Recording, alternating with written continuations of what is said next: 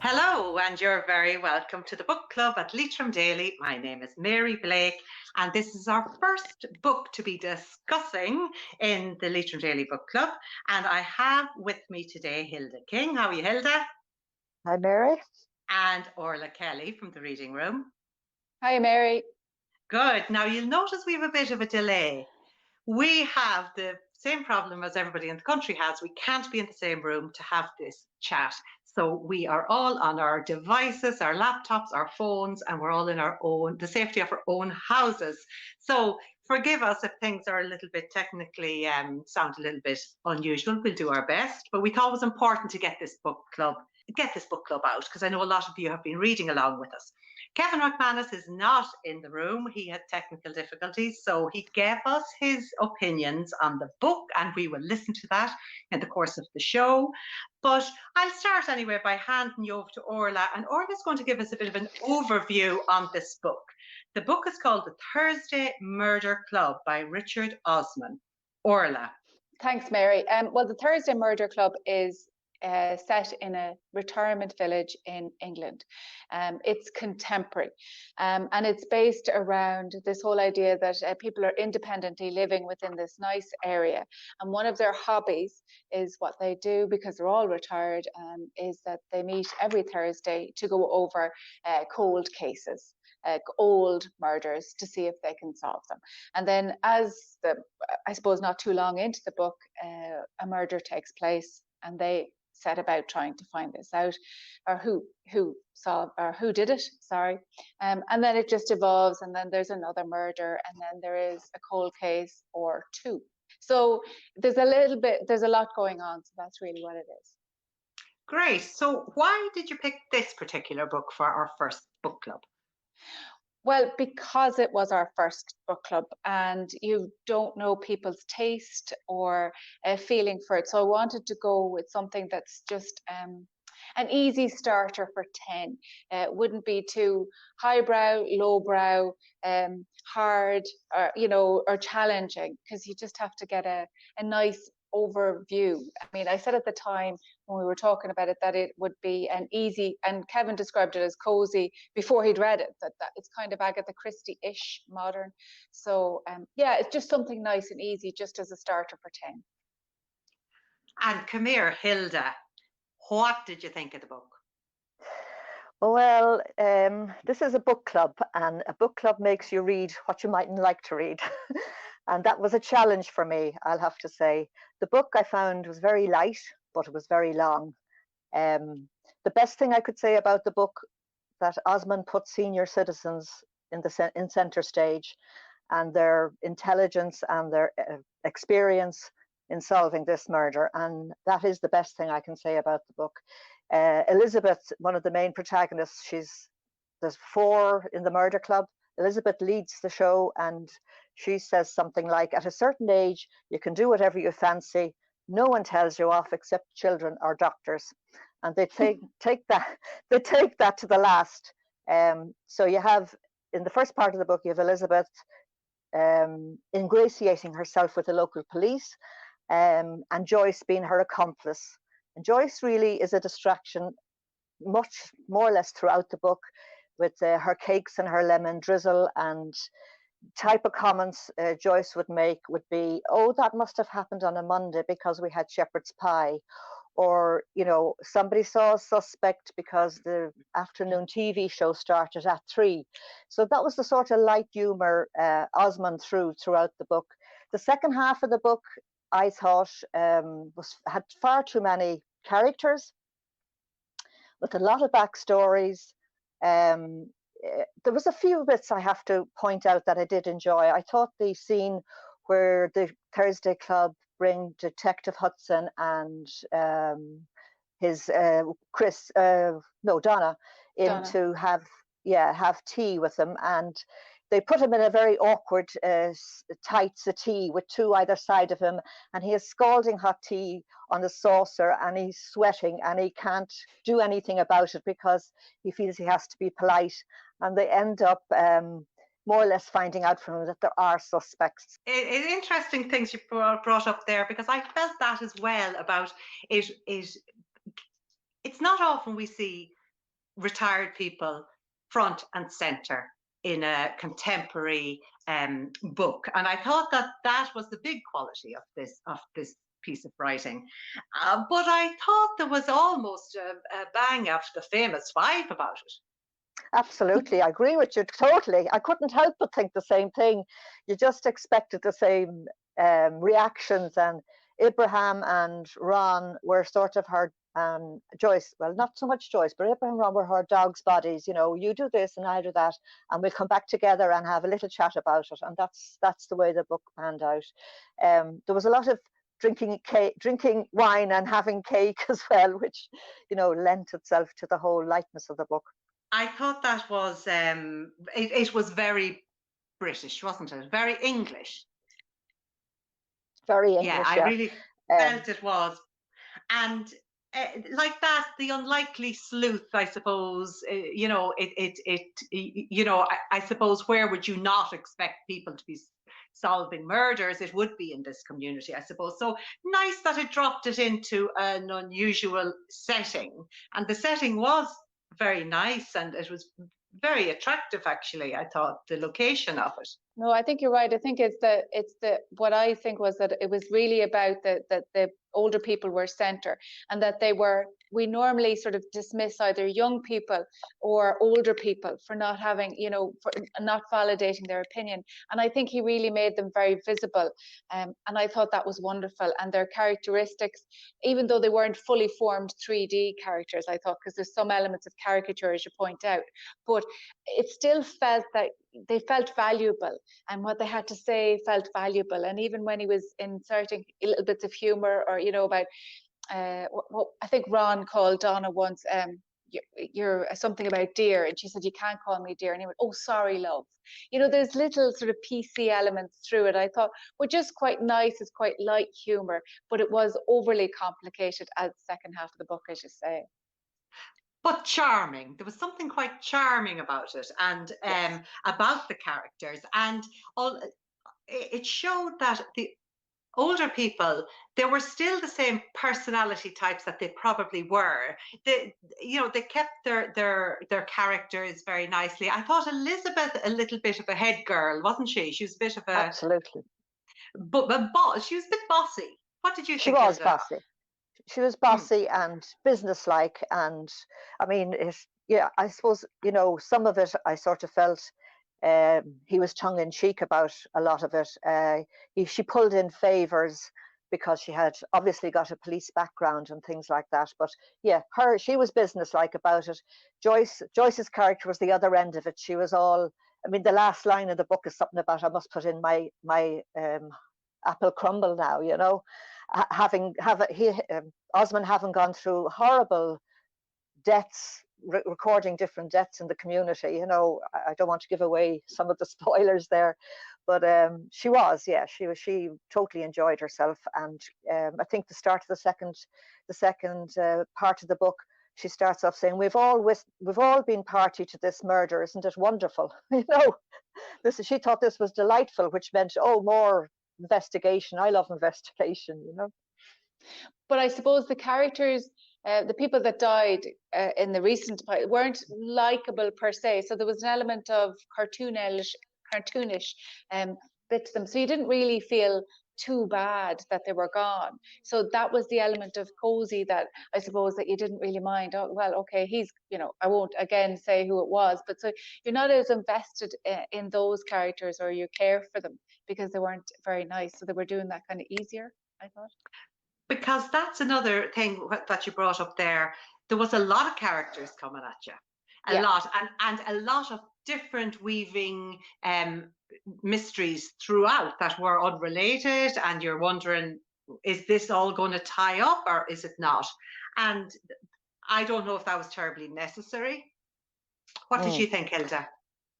I think he diluted his whole book by bringing in, I think I counted something like 11 characters, really giving us lots of bits of information about 11 characters. And he tied up the ends all, you know, very nicely towards the end. He just slid them off the table, gone, you know, and it took away from his book. I think the first half was setting it up better, but he just, I think he probably got excited as an author and had too many ideas, and his publishers should have really held him back. And when you turn over the last page, it says, Thursday Murder Mystery Club Part 2 or Book 2, so he's already bursting with stuff, but definitely diluted it because he had too many characters. Do you agree, Orla, that there were too many characters? Yeah, I do. I think it was overcomplicated because once you're getting used to, you have to try and remember them in the early part when there's two murders in quick succession, and you get there and you're with them. But when the cold cases started to come in, and there was thread here and a thread here, it's supposed to be this, I did get confused with that, and I did feel it was unnecessary. However, he did a lot of Agatha Christie to it. He withheld a lot of information from us, and also pointed the finger at everybody, which I think is it is a homage to, I would say, to Agatha Christie. But again, for me, it wasn't actually about the plot. I actually thought the characters really rose up about it. The incidentals, I can't remember the character. What's the name of the guy who used to sit on the seat because of his wife? His wife had died. Bernard. I thought that was quite a nice, lonely, human story. I think for me, that's why I liked this book. It wouldn't be something, I certainly wouldn't be reading book 2, but that's why I liked it, because I thought the characters were just endearing and very real. They were colored, they were fully formed in a way that we don't allow older people, I think, sometimes to be. Do you think it was sentimental? Do you think it was romantic about life as an old person, or quite realistic? I think it was sentimental about life as an old person as long as you have money.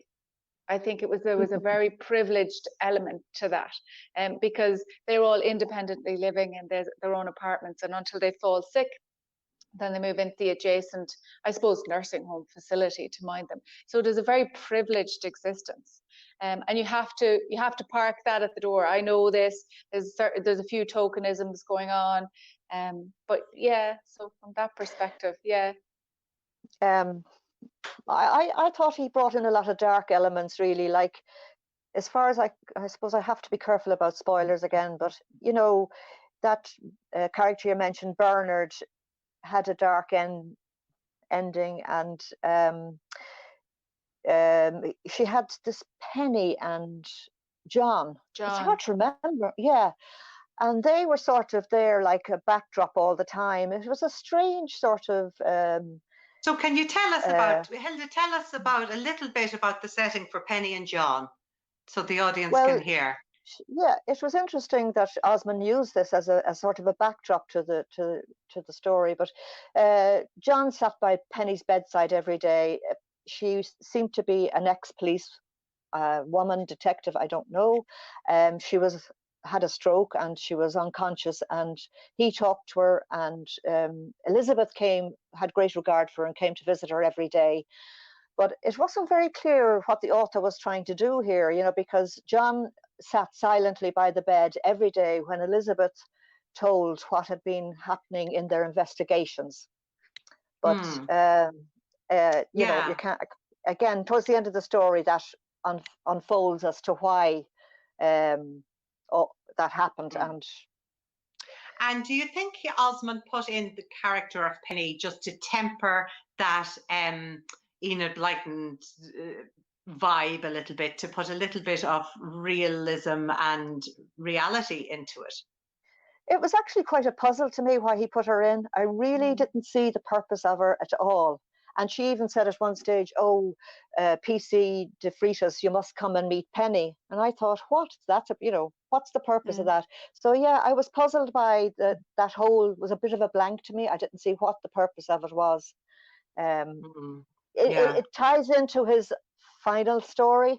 He weaves it into the murder scenes, but and even as we say murder, I mean, I don't want people out there thinking it's grisly, and if you don't like murder or anything like that, it was as you say, a cozy murder. It wasn't, there was nothing grisly. And I suppose even in discoveries they made, because they were so old, or the murders were old, or the people who were murdered weren't likable, it somehow was easier for us to accept them. I actually thought the best part of the book was when he described Gianni and following him up in Cyprus. I thought he was clever about that. The whole trail he laid.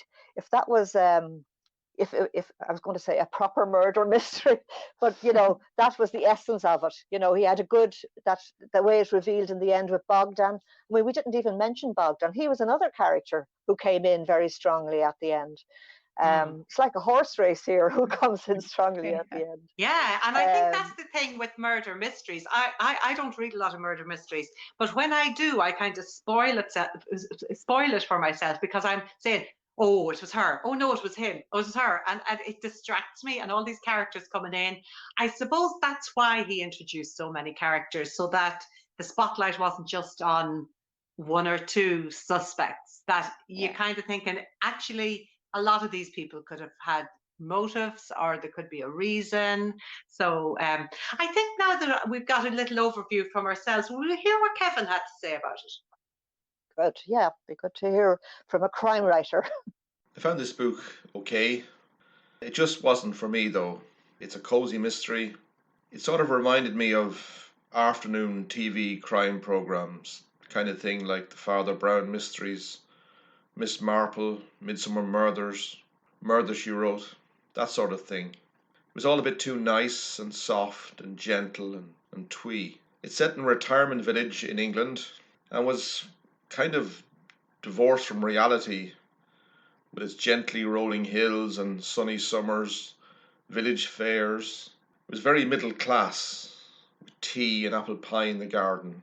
The villains were loud and brash and vulgar in the eyes of the central characters. And the characters in general were cliched, very predictable. The book was a struggle to read. There was 115 chapters, all short chapters, which meant, it was stop-start all the time. Couldn't really pick up a flow to it. 377 pages. Chapters didn't flow or follow on, as I said. So the beginning of each chapter, I was wondering, where am I now? Which I found made it a difficult read. Each chapter often follows a different character, and therefore the language and tone of the chapter takes on some of the personality of that character. So again, that affected the whole movement of the piece, and it was stop-start all the time, and it just became confusing and annoying. And overall, there were too many characters in the book. There's 4 central characters, but then there's about roughly 20 characters in the book. And I think, every time a new character was mentioned, you had to stop and think and try and remember who that person is and how they fitted into the story. And overall, the story moved slowly, and the plot was overly complicated, kind of trying to be too clever and not really achieving anything. And it lacked clarity. And the climax, when it came eventually, was actually dull and an anticlimax. The entire book could have been edited down to half of its length. There was far too much waffling about backstory and totally unnecessary information about what the central characters, for example, were eating for lunch, or what cafe they were in. Or it all made reading and trying to maintain interest a real chore. In your head, you were just saying, just get on with the story. I expected a lot more laughs from Richard Osman from watching him on TV programs, but the humour was much too safe and gentle. It lacked wit. And in general, again, it was all just too cosy, in an English rose garden sort of humour. It could have been so much better. I like the premise of setting it in a retirement community, and that the central characters, Elizabeth, Joyce, Ibrahim and Ron, were all in their 70s, and it tells us that these people are still alive and kicking and very capable of living their lives to the full. So that's a good original starting point, but it kind of fell flat after that.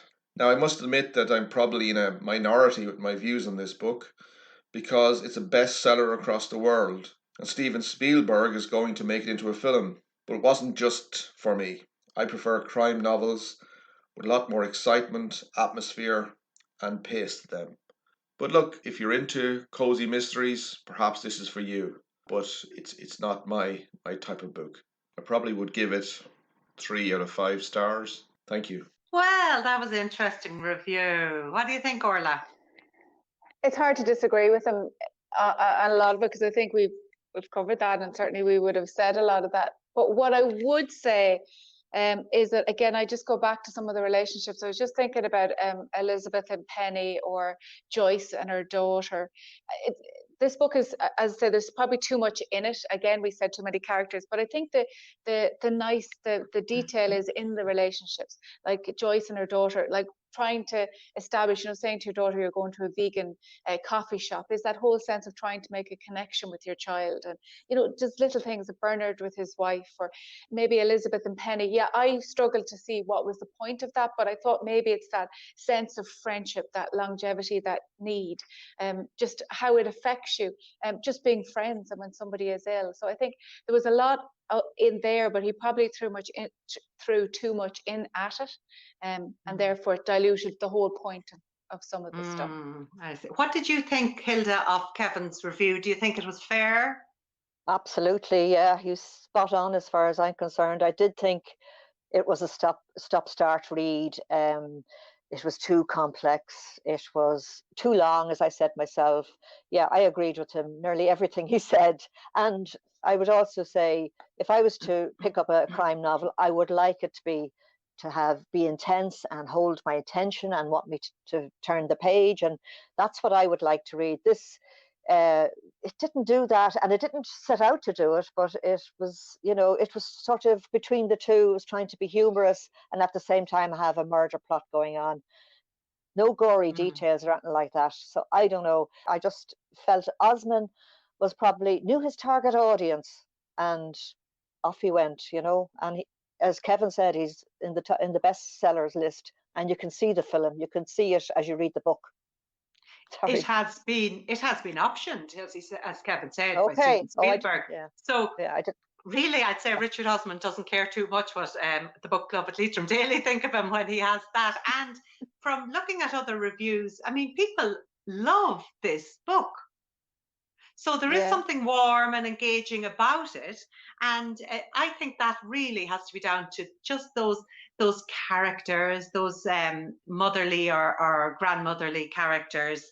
The fact that Joyce is writing in the present tense, and she's writing in a kind of a journal format, that kind of feels a bit clunky sometimes, because she's repeating what we've just read and she's given her point of view. Orla, do you think that was a good idea? Did that make it easier for you, or did you find it repetitive?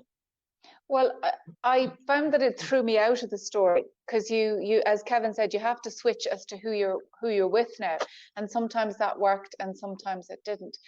Also the short chapters. I'm not a fan of short chapters. It feels too statical. But in terms of Joyce, I don't mind. I didn't mind Joyce's first hand, but again, the switch, it was more the switch that I struggled with, to be honest. The constant movement of it. But yeah, Yeah. And we didn't mention another character, Red Ron. What do you think of him? Yeah, he was a bit. I enjoyed him a bit better, because he was brash, and he was an ex-trade union. Mirrored on Scargale or something, and he came out there with it, and he liked the limelight, and he took opportunities. And that quote that you said, Orla, about him asking the policewoman, could he call her Donna, and she's saying yes, but not love, and he says, okay, sweetheart. I mean, that just epitomized him. He was flip-flops and shorts and tattoos, and he was all out there. So he was a bit. I enjoyed him, actually, but he was a bit of a hard man. Yeah. He wasn't that deeply scripted, though. He was probably the third most vocal in the group, and Abraham was quiet then. He was very dutiful and respectful and liked to be useful. I was just thinking about Ron, and I to be honest, of the four, Elizabeth was the one that I thought was the biggest caricature, because you're trying to make her out to be he was trying to make her out to be some sort of secret agent, and I thought she lacked the most depth. I think probably maybe over the next books, because we have to assume he's not just going to go to book 2, he'll do a few. He might bring out some of like Ibrahim was a bit of a shadow character. Yes, you knew who he was, but he never really got into the whole sort of detail of him. But Elizabeth, it just felt a little bit fantastical that she was able to do this and people were able to fall into line, and she had all this information and, you know, kind of secret, kind of like John le Carré's spy, which was fine, but I felt he presented her in a caricature way, whereas that's what probably I liked. Maybe I didn't mind Joyce so much because it felt fuller. She felt a fuller person, a fuller woman in that kind of unusual way. But yeah. I suppose for me, Orlagh, when you're talking about Elizabeth, the whole premise of the book of 4 people in a retirement village solving or attempting to solve a murder, I sort of thought, oh, come on, you know, I don't believe this. And then I thought, look, Hilda, put that aside. This is a book you're going reading and you're reviewing, and, you know, get on with the book. And once I dealt with my disbelief, I was okay. I sort of, you know, fiction is fiction and you can get on with it. But it did nag me a bit the whole way through, and I didn't think it did the book a lot of favors, but the authors have the authority to do that. I do think the best thing about this book, though, because it is the positioning of these retired people. I think it's about time we stop just having grannies and great old aunts representing the older people in our community. It's about time they were sassy and they fancied people, and they were still the same. Like Red Ron was still a bit of a flippin' wide boy, and Elizabeth was still a bit bossy, and you just imagine she was always like that. And I think especially now when we talk about cocooning people and old people and all the rest, I mean, it's so worthwhile to remember that these are the same personalities as they were when they were 20 and 30 and 40. And okay, maybe they're a bit maybe things don't work the same way, but their personalities are the same. So I think that was the real I think that was the highlight of the book for me. Yeah, same for me. That was a big thing for me. I just thought it was lovely. They were in Technicolor, because as I said before, you tend to, you know, just automatically maybe forget that they've had lives, that they've had experiences, they've had jobs and families and wonderful stories to tell if you take the time to listen. And I think that was, for me, that was the reason why I liked this. I would defend this book because of that. Another author actually that does that really well is Kent Haroof. I don't know if you've read that book, Our Souls at Night. I think you might have read that, Hilda, have you? It's a really nice book. Yeah, I think that's a lovely book, because again, it's placing people in their late 60s, early 70s at the center of it, and their relationship to each other, their relationship to their families. Now, it's not at all in the same power as this one. It's you know, about 10 levels higher, but it's lovely to read about people, and it's of an older age group. That, for me, again, I agree, Mary, was the highlight. Yeah. What will you take away from this book, Hilda? Oh, that's a hard question, Mary. I liked that you know, I kept the fact that these 4 retired people outfoxed the police, and despite it being fictional and a bit light and all that, that was sort of every time they got ahead of the police, and by whatever means, and even though she had dug up bodies and did all sorts of inane things, I liked that aspect, that we were getting that message that these 4 people had all this experience and all this intelligence, and they could bring it to bear. And in fact, if anything, Osman comes out, for me, good on that front, that he allowed these people the voice that they have and to show them. Will you read book 2, Hilda? No, Mary, no. Will you, Orlagh? No. I don't think Kevin will, and I don't think I will. No. Now we may have Breffney hovering around there in he's editing this, and I know he's read the book, and I'd just be interested to know what he thought of it. Breffney? Yeah, I finished the book. I didn't enjoy it, and I think listening to you for the last half hour or so, I think I agree with pretty much everything that you've said. There were some bits I did like, and again, the relationships in places were really nice. I did like that idea of the Cyprus trip and the red herring, for want of a better word, that became, and how that kind of resolved itself. I did like that aspect of it. I was also caught a little bit off guard, maybe by, you mentioned the 2 early murders. I was caught a little bit off guard by the second one. Didn't see that coming at all. Although in hindsight, I probably should have. And it was it was one of those things. I think Hilda, you said that Osman knew his audience. And I know my dad is a big fan of Pointless. He sits and watches it every day, as does a lot of people of his generation. And I think they also are heavy readers. They've also got a bit of money, and they'll quite happily get the next book when it comes out, and they'll enjoy it because they'll imagine themselves going around taking on the police and beating them. And I think he knew his audience. He had his agenda there, as a couple of you said. He had you could see the movie, you could see the rolling hills and the graveyard up on the hilltop, and you could picture the whole thing in your mind's eye as you went along. But not a great book. Wouldn't be bothered with the sequel. But funny enough, I'd probably watch the movie.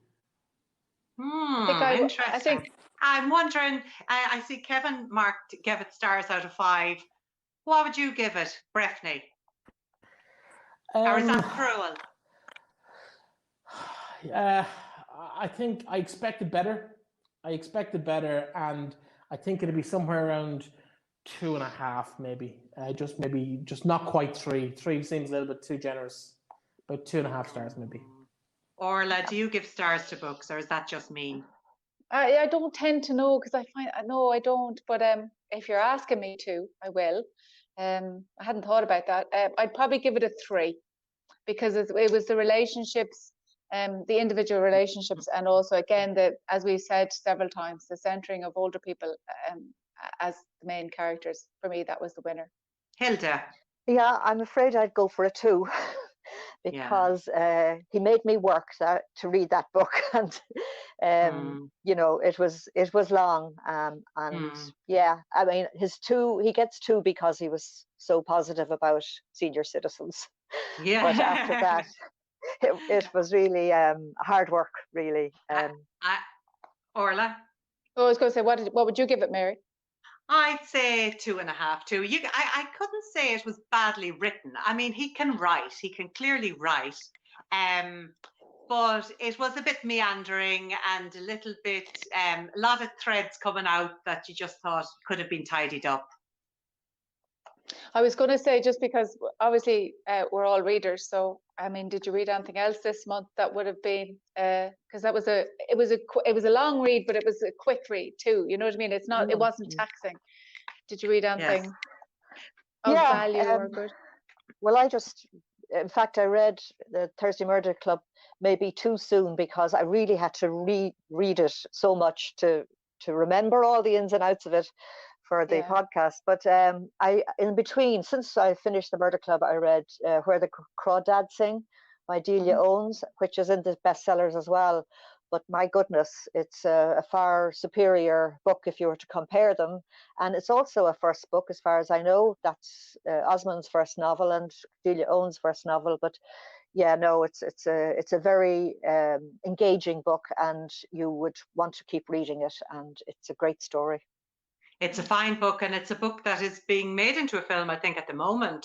That woman from Normal People, that actor from Normal People, has actually got the main part in Where the Crawdads Sing. So that would be really worth watching out for. Beautiful, beautifully set as well. I think that can sometimes be the attraction. Breffney, are you reading anything else at the moment? Well, funny enough, I actually took a long break from reading, so I'm loving the book club coming back. And since it's come back, I've actually read 2 books. First 2 books I've read probably in about 4 years.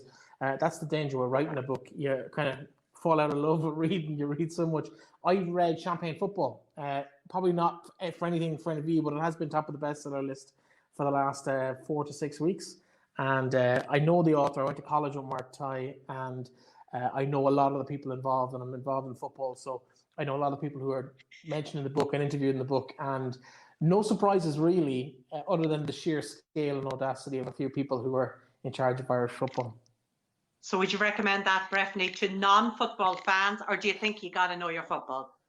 It helps if you know your football, but you don't need to know your football. Politics as much as anything else.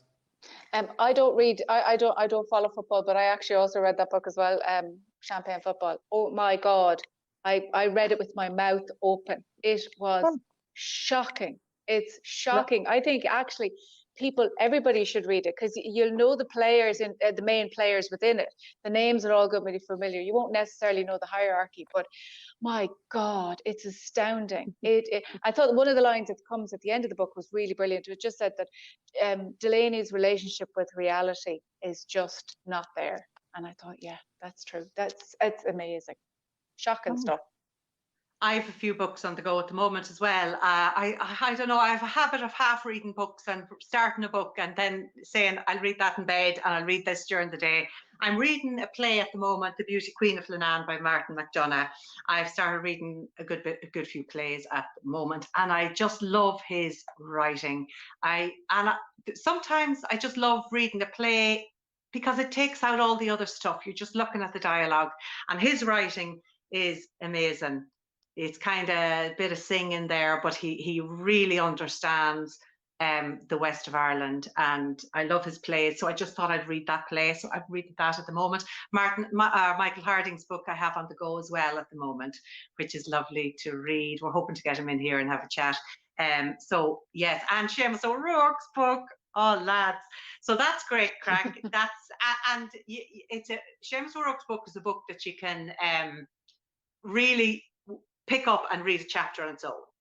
Even that is a little bit of refreshment, so I'm enjoying that as well. So yes, any other local writers, actually, Orla, I meant to ask you, any other local books out? Not since we last spoke. There's a few. I know Okay. Kevin is publishing his book of poetry this week, but not off the top of my head. There was a new Drumshanbo. The new Drumshanbo parish book is out, actually. Okay. That came out in the middle of October. So I think that's just the most up-to-date one. Yeah. And are you stocking that yourself, Orla? Oh yeah, absolutely. Yeah, it's €10. Obviously, I'm closed at the moment with the level 5 restrictions, but you can order online or call the shop. I'm there most days anyway, so we can sort you out if you want to collect, or I'll deliver or post it to you. So brilliant. So that's the local books, I suppose, in the area. Kevin's book. There's another poetry book, Carrick, Kevin Patrick. Oh, yeah. So that's another, lovely writer. Yeah, so he has this book out at the moment, and I think he is selling that locally, or you can get him on Facebook and he'll send it to you. Hilda, had you something else there? Any other books? When you mentioned that, that I read it in the Observer there today about that other author in Carrigallen. Yeah. Brilliant. Carrigallen is producing, it's punching above its weight now. That's 3 current writers working, getting their stuff out. It's brilliant. Leitrim is getting very cultural. Leitrim is. Yeah. A lot of writers. Great. Yeah, it's brilliant. Yeah. It's great to see. And it's a tough gig, isn't it? To get your book out. God, yeah. It's hard work. So come here, I think we need to know what's on our book list for next month, Orla. Yes. So the book that I've chosen for next month is completely different to the one that we've just read. And it's called 10 Minutes, 38 Seconds in This Strange World. And it's by Elif Shafak.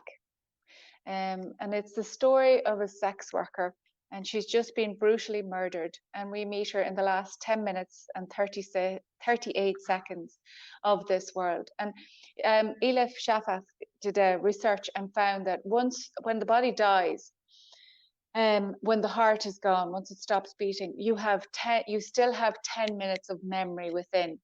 So she's living her life. We are visiting her life with her for the last 10 minutes and 38 seconds of her life. It's about Turkey, Istanbul, history, women, outsiders, others. It's about a lot of things. So it's as far from cozy as you're going to get. So it's a genre. Would you call it a murder mystery, or would you call it more? No, not particularly. No, I wouldn't call it murder mystery at all. No, not at all. I mean, she's dead. We meet her when she's dead.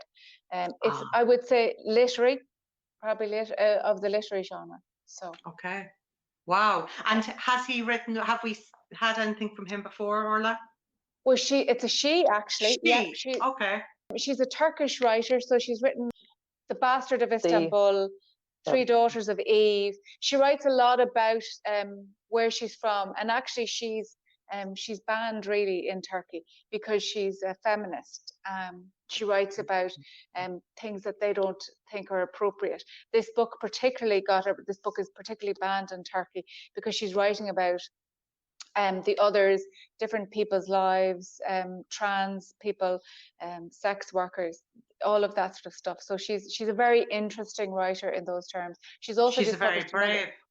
Extremely brave, because it's a threat of life for her. So yeah. Oh God. Yeah, Are you familiar with her work, Hilda? I have read that book already. Okay. So I'll be rereading it. Good. Yeah, no, very interesting. And it just so happened that I made a trip to Turkey last year, and so it's great if you have been there and you can identify with what she's talking about. Yeah. Yeah. Oh, that's good. I'm looking forward to that now. Yeah, that's certainly a contrast to what we've just read. Very big. It's a huge contrast, yeah, because it's hard to pick them. So yeah. So guys, thank you very much, and thanks for listening, everybody. We'll see you next month, where we will discuss 10 minutes 38 seconds. I'm intrigued. It sounds brilliant. So thanks for listening, and a very good evening.